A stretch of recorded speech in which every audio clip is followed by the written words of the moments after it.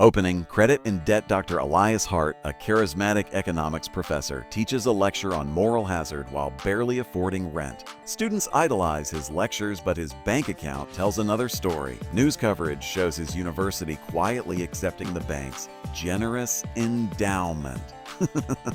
Elias watches old footage of a village lost because of the bank's aggressive foreclosures. He snaps a photo of a foreclosure notice tucked into his mailbox. In private, a spark of dangerous inspiration lights in his eyes. The catalyst, a former student, Maya, shows Elias the bank's internal memo exposing abusive practices. They discover the bank is planning to evict a struggling neighborhood to build luxury condos. Elias's anger turns to strategy. Public exposure might not be enough. Maya suggests making the bank pay in a way that exposes them and helps the community. Elias resists the moral line, but the memo includes names of corrupt officials. That night, he calls an old contact and begins to sketch a plan that's part con, part theater. Recruiting the team, Elias assembles a group of outsiders with unique, non-technical talents. Simone, a washed-up stage director with a flair for misdirection. Rashid, a reformed street magician who knows crowd psychology. Nina, an ex-paralegal hungry for justice.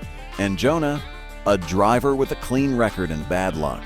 Each has a grudge against the bank or needs a second chance. They meet in a diner and trade stories, forming a loose bond over shared grievances. Elias frames the job as a moral remedy, not a crime, but everyone knows what it will cost. The moral line during a rehearsal, Nina worries they're becoming what they hate. Criminals exploiting the system. Elias insists they won't hurt innocents. Their target is the bank's hidden ledger. Simone pushes them to treat the plan like a performance. Timing, misdirection, narrative.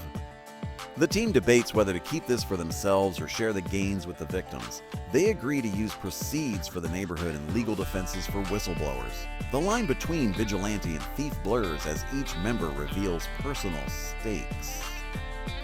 Gathering the playbook instead of technical break-ins, they craft a theatrical con to expose the bank's secrets.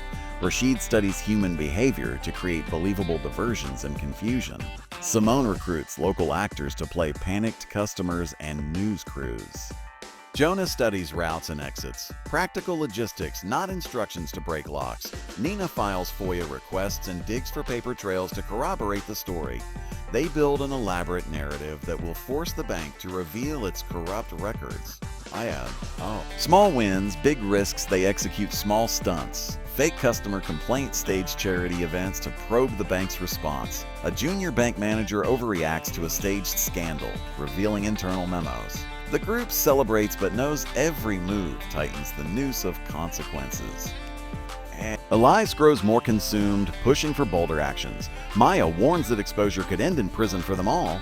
Still, the neighborhood's eviction notices keep piling up, and urgency rises. Tensions and doubts, personal lives fray. Simone's estranged daughter reappears, demanding stability. Rashid receives an ominous visit from an old associate, reminding him of what happens when risks go wrong. Nina finds proof that some victims are worse off than she thought. Collateral damage haunts her. Jonah nearly backs out after a close call on the road, leaves them shaken. Elias dismisses their fears, framing sacrifice as necessary for the greater good. A heated argument fractures trust in the team for the first time. A plan with a pulse, they settle on a single theatrical operation. Force the bank to hand over the ledger by creating a spectacle it cannot ignore. No physical break-ins, no weapons, only cunning, public pressure, and a staged legal threat. Simone choreographs scenes to create maximum public spectacle. Rashid engineers plausibility. Nina lines up sympathetic reporters and legal allies to be ready at the drop. Jonah secures safe transport and exits for everyone involved. Elias insists this will be quick, clean, and decisive. Dress rehearsal, they run a full rehearsal in an abandoned theater to test timing and roles. Small mistakes expose vulnerabilities. Misread cues, nerves, and ego clashes. Elias panics when a minor detail goes wrong. The group rallies and improvises. The rehearsal reveals that success depends on improvisation as much as planning. They refine their roles: who speaks to cameras, who plays victim, who plants evidence. The final beat of the rehearsal galvanizes them. They're ready and terrified. The opening move on a busy Wednesday, the team executes a coordinated public stunt outside the bank. Actors scream about hidden fees while Rashid performs a miracle that distracts customers. Reporters, tipped by Nina's leaks, arrive to document the chaos. Inside, bank staff scramble to control PR and contain documents. The public spectacle forces the bank to make a hasty, visible move. Elias watches the first domino fall with a mixture of exhilaration and dread. Momentum and misfire, the stunt exposes a buried internal policy. A whistleblower comes forward unexpectedly. The bank's legal team overreaches, trying to suppress coverage, which backfires publicly. A local council member, previously silent, demands an investigation on live television. However, one of their planted actors panics under pressure and nearly unravels the act. Rashid improvises, turning the stumble into a moving moment that wins sympathy. Momentum shifts as the town rallies behind the perceived victim. The cost of exposure, authorities begin asking uncomfortable questions about the stunt's origins. An internal bank auditor demands clarification, and a private investigator is hired. Elias receives a threatening note implying the bank knows more about him than he thought. Simone realizes the performance has real victims, families dragged into a story they didn't ask for. Nina vows to protect those collateral victims, renewing the team's moral resolve. Tension rises as the bank starts using legal muscle to intimidate witnesses. Betrayal from within a team member's old ties resurface. Someone leaks a subtle detail to the pie.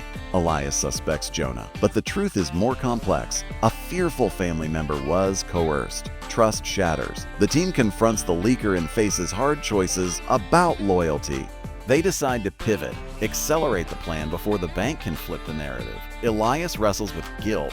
His plan is hurting people he cares about. The group reluctantly doubles down, knowing retreat means the bank will win. Nina presents documents that expose backroom deals and unethical foreclosures. The bank attempts to discredit evidence as forgeries. The crowd demands proof. Elias steps onto the stage and tells the human side of the ledger, faces behind numbers. Public sentiment shifts decisively. Journalists dig deeper and find corroboration. But the bank's legal team retaliates with subpoenas targeting the team. Personal sacrifices as subpoenas land. Simone is publicly shamed for staging events. Jonah's license is threatened.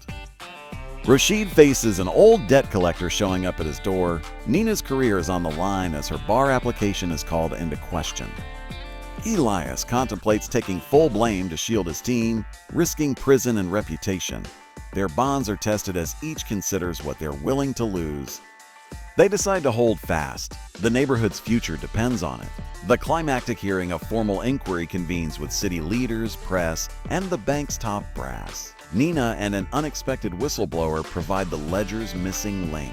Elias delivers a searing testimony that lays bare the bank's practices and personal toll.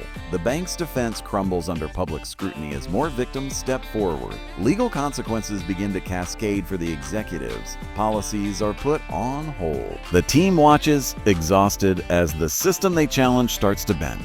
Aftermath and reckoning, the neighborhood's evictions are paused. A community trust is formed with donations and legal aid. Some bank executives resign.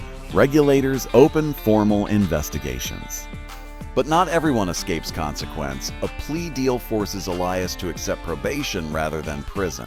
Simone's career is reborn on her own terms. Rashid opens a community arts program.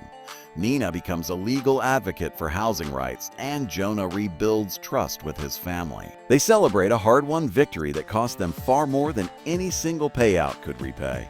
Epilogue. Lessons and futures. Months later, the plaza where they staged the reveal hosts a farmer's market and a mural memorializing the fight. Elias returns to teaching, now openly advocating systemic reform rather than subversion. The team gathers, older, wiser, and still bonded by what they did and what they sacrificed. They reflect on morality. Sometimes justice demands boldness, but the line must be guarded.